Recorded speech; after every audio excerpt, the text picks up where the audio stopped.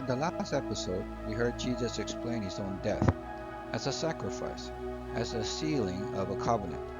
But a promise made night before the execution doesn't mean much unless something backs it up.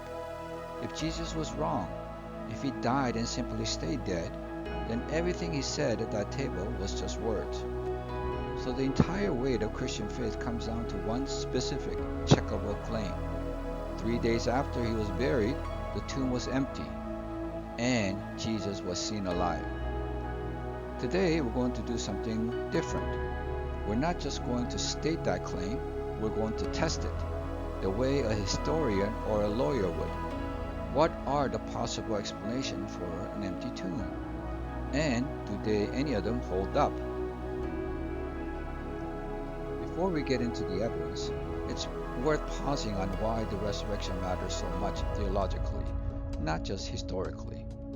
Throughout his ministry, Jesus made an enormous claim that he was the Son of God, that his death would be a sacrifice that dealt with sin once for all. His enemies said the opposite, that he was a blasphemer, rightly condemned to die.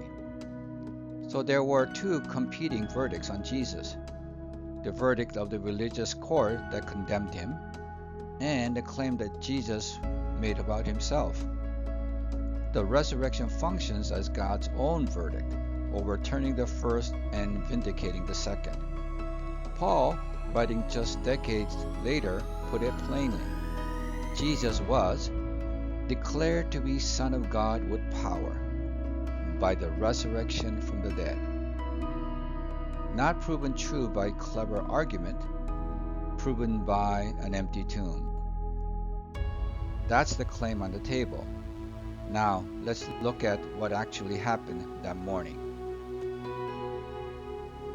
All four biographies of Jesus, Matthew, Mark, Luke, and John, agree on the basic shape of that morning. A group of women, including Mary Magdalene, go to the tomb early, while it's still dim outside, carrying spices to anoint the body properly. When they arrive, the heavy stone sealing the entrance had already been moved. The body is gone. Here's a detail worth pausing on. In the historical and cultural context of first century Judea, a woman's testimony carried little to no legal weight. One ancient Jewish source of the period even said it would be better to burn the words of the law than to teach them to women. If you were inventing a story and wanted people to believe it, you would not choose women as your star witnesses. You would use men, soldiers, priests, someone with social credibility. And yet every single gospel account puts women at the center of the discovery. That's a strange choice for a fabricated story, but exactly what you would expect if the writers were simply reporting what actually happened, credibility problems and all. So the tomb was empty. The question is, why? One early explanation, suggested by some scholars, is that the grieving woman simply went to the wrong tomb in the dim early light, found it empty because no one had ever been buried there, and mistakenly concluded Jesus had risen. It's a tidy theory, but it falls apart under a little pressure. First, the same woman had watched, in broad daylight 2 days earlier, exactly where Joseph of Arimathea placed the body. They weren't guessing at the location. Second, even if one woman got confused, it's a stretch to think an entire group made the identical mistake. And third, this is the real problem. If the tomb was simply the wrong one, the authorities in Jerusalem knew exactly where the right one was. All they had to do to shut down this new movement was walk a few hundred yards, open the real tomb, and produce the body. They never did. They couldn't. A second theory, sometimes called the Swoon theory, claimed Jesus didn't actually die on the cross. He merely passed out from exhaustion and blood loss, was mistaken for dead, and later revived in the cool of the tomb. This theory has surfaced repeatedly over the centuries, dressed up in different form, but it runs directly into what we know about Roman execution practice. Roman soldiers were, put simply, professionals at killing people, and their own lives were at risk if a condemned prisoner was later found alive. So they had every incentive to make sure the job was done. The flogging alone, administered before the crucifixion, was frequently fatal on its own. Ancient historians describe it in brutal detail. The whip was designed to tear flesh, not just bruise it. By the time Jesus was nailed on the cross, medical historians who study the physiology involved point out he was already in critical condition.